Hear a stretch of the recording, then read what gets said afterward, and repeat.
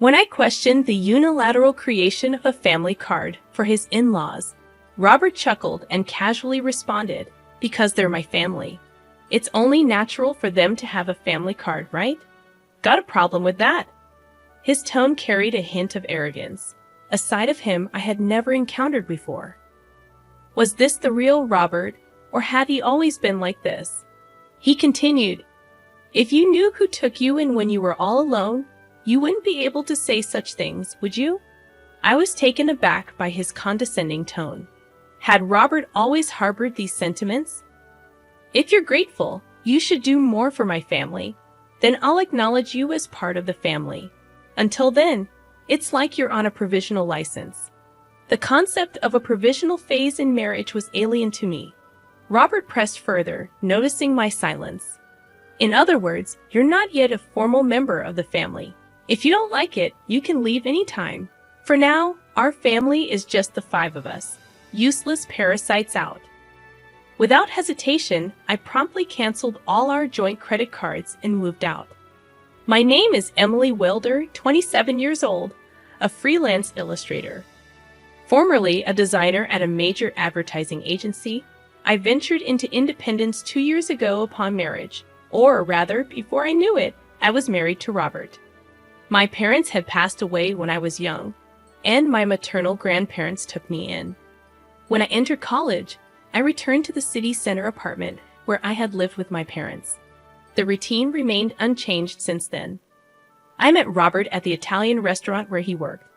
The place had a pleasant atmosphere, reasonable prices, and delicious food. My colleagues and I frequented it, and Robert, the handsome waiter, became a topic of conversation. The manager once joked that a significant portion of the regulars came for Robert, and I couldn't deny being one of his fans. He was undeniably cool, standing out in the crowd. For reasons unknown, we grew closer rapidly, evolving from casual acquaintances to a couple. Before I realized it, we were married. The details of that time seemed hazy, almost as if I were in a drunken stupor, waking up to find the man I called my husband beside me. Despite the uncertainty, I loved Robert then and was genuinely happy about the marriage, prompting my departure from the company. After resigning from my position as a designer at the company, the transition to independent work was amicable. I shifted the tasks I had been handling at the company to a freelance basis.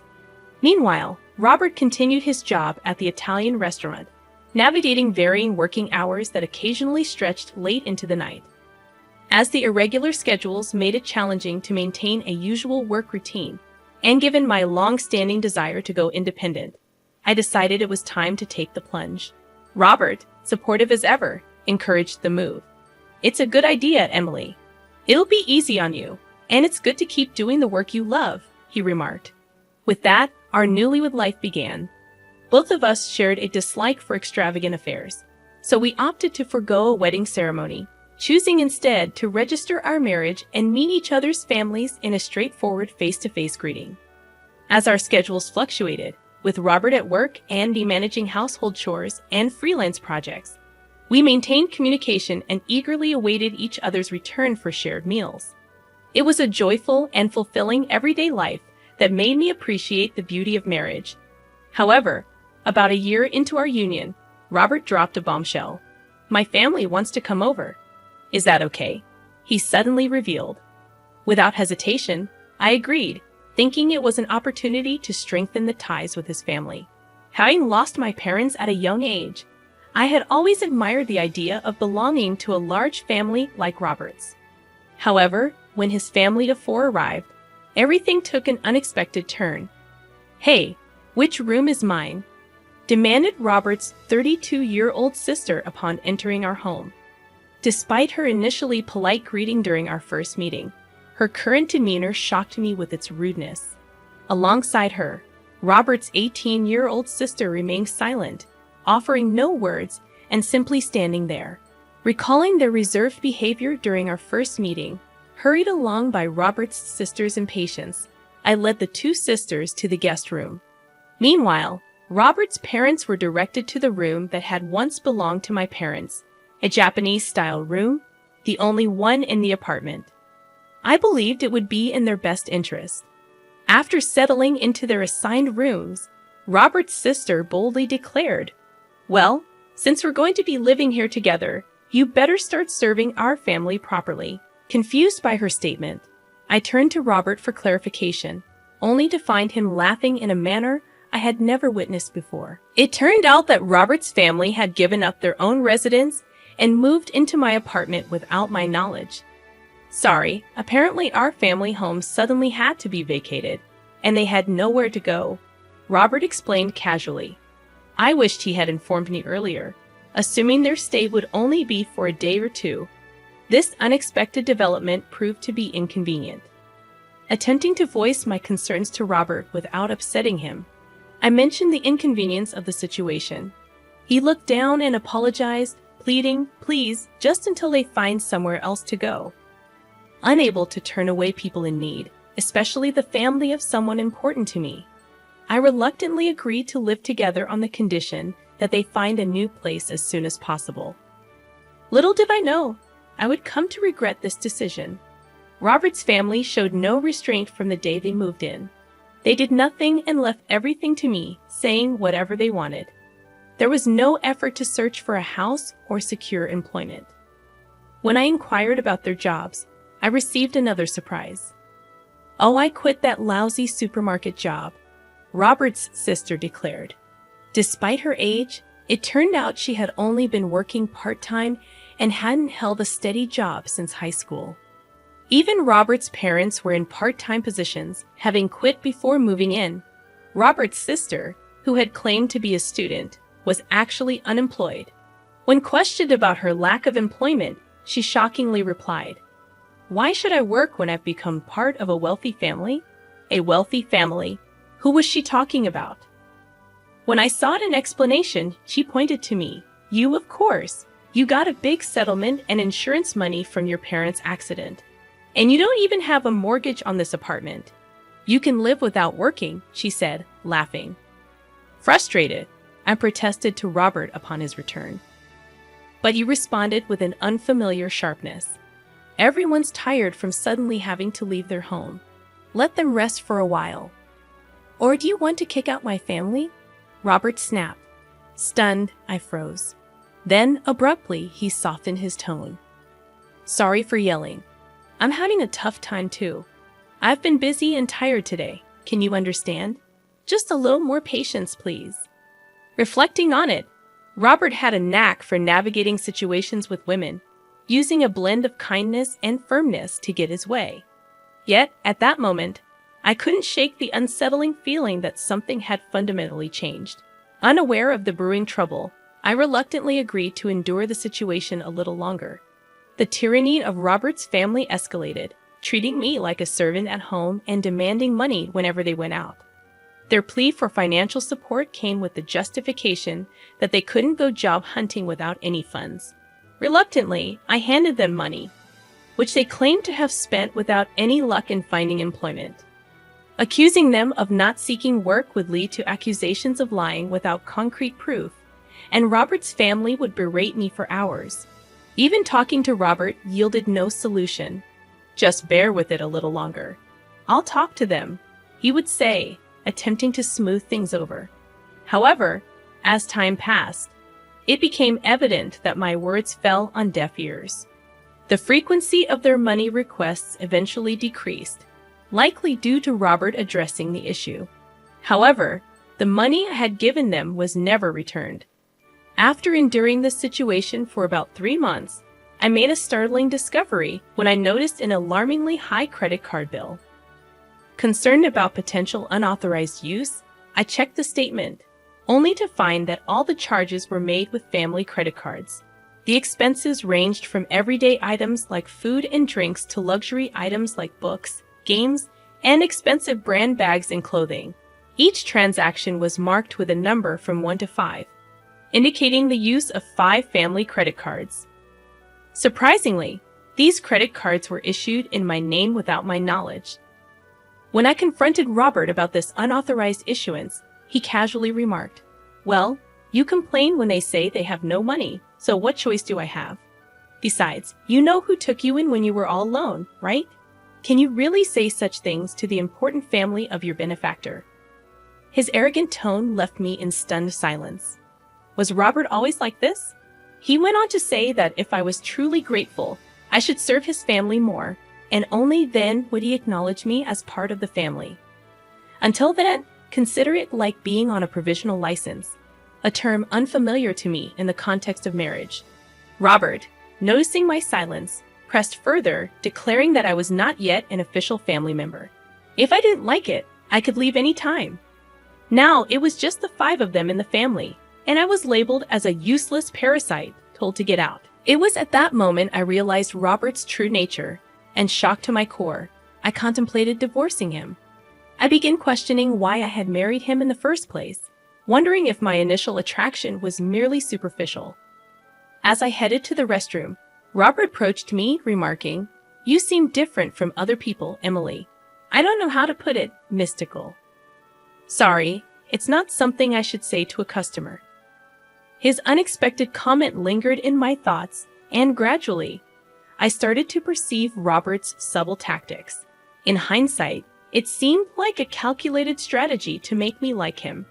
Recalling a colleague's jest about me being a wealthy individual living alone in a condo, I realized it was right after that remark that Robert initiated small talk with me. Perhaps he was after my perceived wealth and the condo. To be honest, Robert wasn't my typical type. To put it politely, he was modern, to be blunt, somewhat frivolous. I had a preference for mature men who could engage in quiet and serious conversations. Yet despite these differences, I found myself falling for Robert. It puzzled me how I, who usually had a discerning taste, could be swayed by his charms. He was the so-called handsome guy, and it must have been effortless for him to captivate someone like me. Unaccustomed to men and still new to the workforce, I reluctantly admitted that I had succumbed to his tactics and ended up marrying him. The realization left me frustrated and embarrassed, stirring an urge to destroy everything in the house. However, I restrained myself from acting on such impulsive thoughts. Instead, I decided to plot revenge. To achieve that, I needed to endure this life a little longer.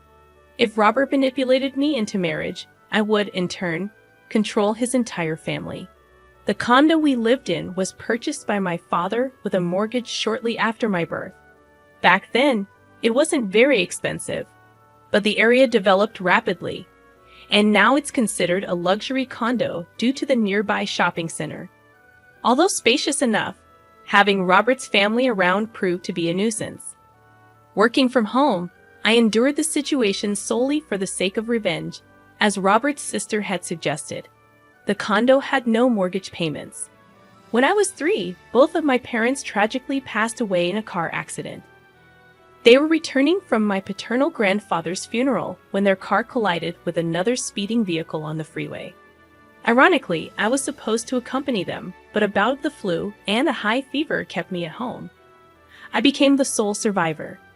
The mortgage payments were covered by the group credit life insurance, leaving me with only the management fees and property taxes to pay. Robert, upon seeing the amount, offered to contribute a bit more than that to our household expenses, reasoning, "There's no mortgage. So if I put in that much, we should manage Emily's income, right? We'll each use our own earnings for personal expenses." Sounds good, doesn't it? I acquiesced, thinking perhaps he had a point. Up until then, I had been solely responsible for covering all the expenses. I believed Robert's contribution would alleviate some of the financial burden. Looking back, it was a naive decision, but my love for Robert blinded me, and I went along with whatever he suggested. In Robert's eyes, he likely sees himself as the head of the household and my primary supporter, giving him the audacity to label me a parasite. However, the reality is quite different. I bear the brunt of most expenses: utilities, food, social expenses, and entertainment. Now, with the addition of 5 real parasites to my household, it has become nearly impossible to manage on just that amount. I yearn to rid myself of them as quickly as possible, but I feigned ignorance, enduring the situation.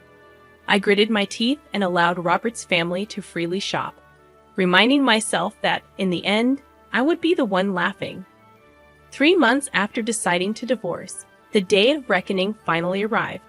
Exhausted, I confronted Robert, presenting him with an ultimatum. It's either me or your family. He looked surprised, but I continued without hesitation. None of your family members lift a finger to help around the house. They just dump all their chores on me. I work from home. I'm not just playing around. Yet they treat me like a freeloader and tell me to know my place.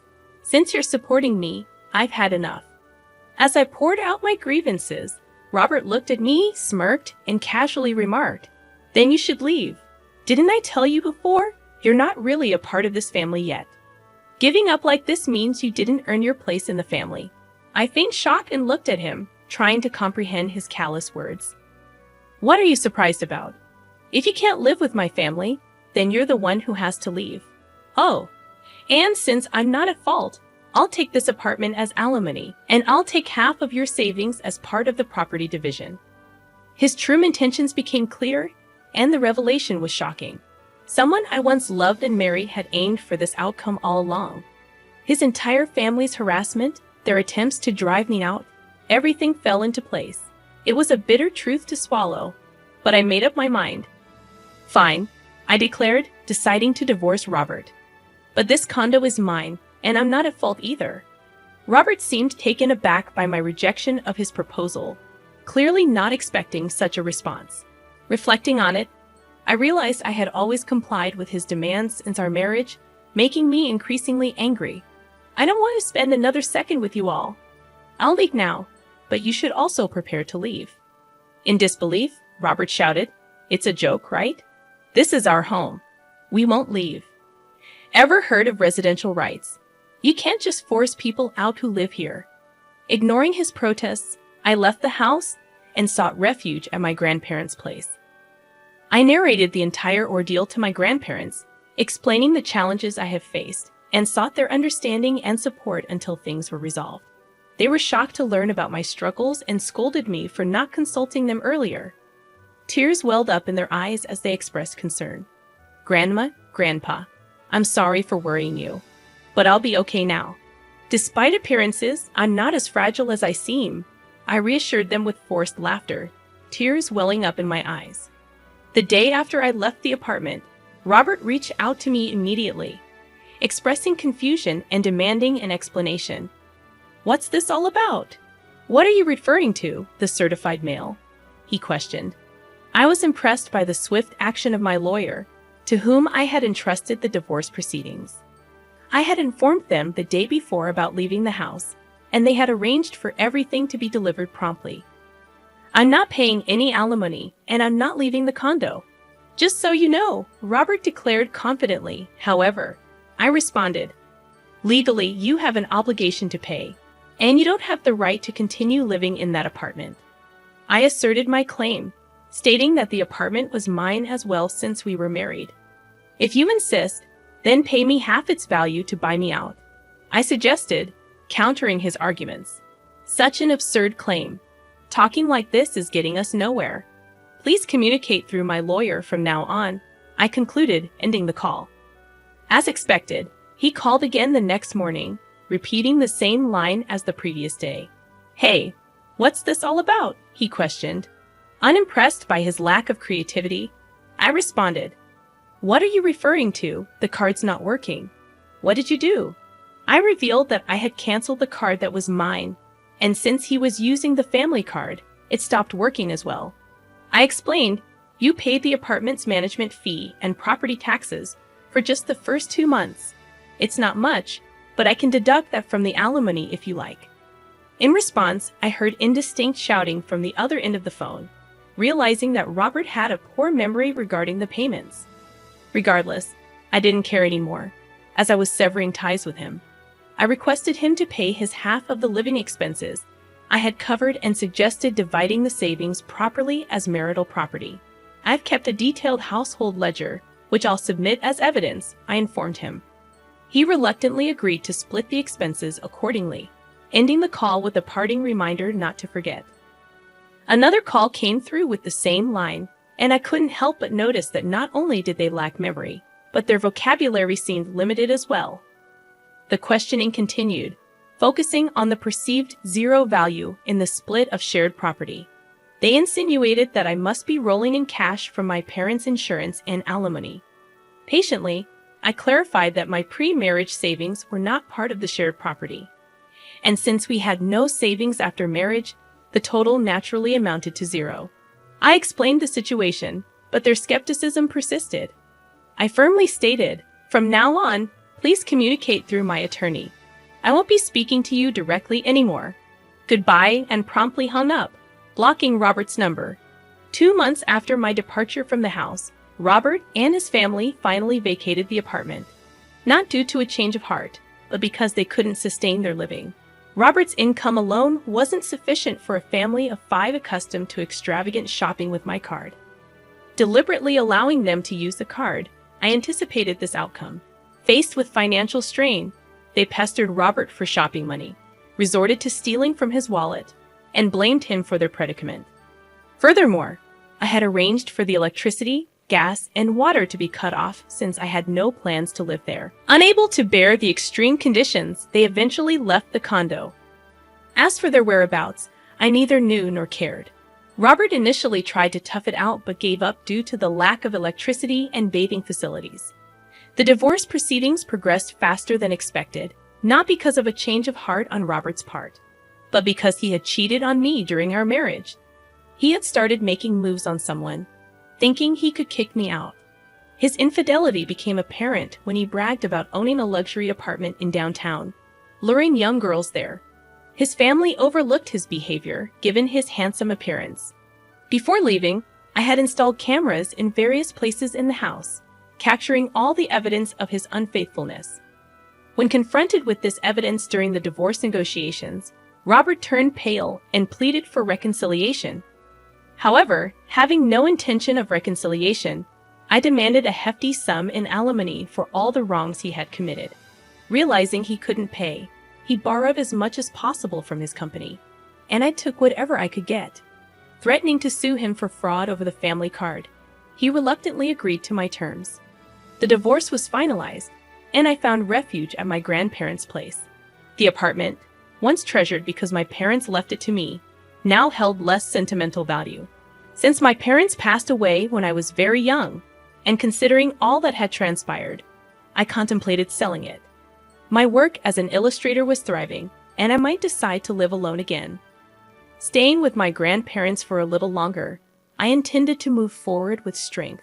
Next time, I vowed not to be fooled by a man's good looks and hoped to find a partner with whom I could share my life. Emily, my beautiful and intelligent sister, is our only daughter. However, I was left behind, a 14-year-old, unwanted, and in tears, as my parents and sister departed, explicitly stating that I was a failed, ugly thing. Always compared to Emily and deprived of love, my only choice was to desperately cling to my parents for survival. Little did I imagine that they would abandon me, leaving me to face an uncertain future. In my despair, I remembered my grandfather, who had showered affection on both Emily and me during our younger years. Seeking his guidance, I reached out to him, confessing that I felt abandoned because of my perceived ugliness. To my surprise, my grandfather reassured me, telling me not to worry and assuring me that I wasn't ugly. Fast forward 6 years, and as my grandfather predicted, I transformed my life. Becoming a top model, I found success, while my parents, ironically, started asking me for money, refusing to yield. I had grown strong and had crucial allies by my side. Now 20 years old, my name is Samantha. My relationship with Emily, once strained, had evolved.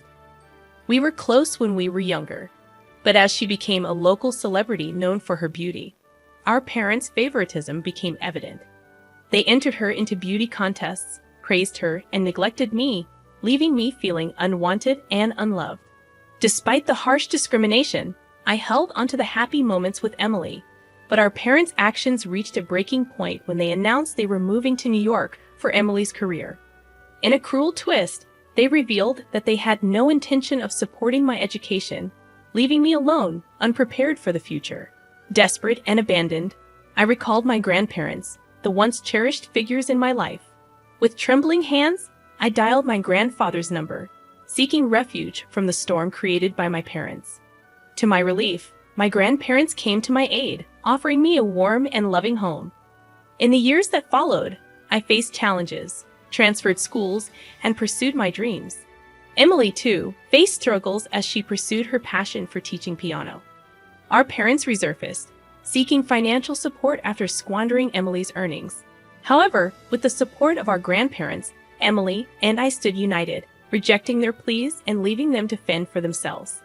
Now, as successful individuals in our respective careers, Emily and I celebrate our achievements together. Our parents are nothing more than strangers, and we find solace in the love and warmth of our grandparents.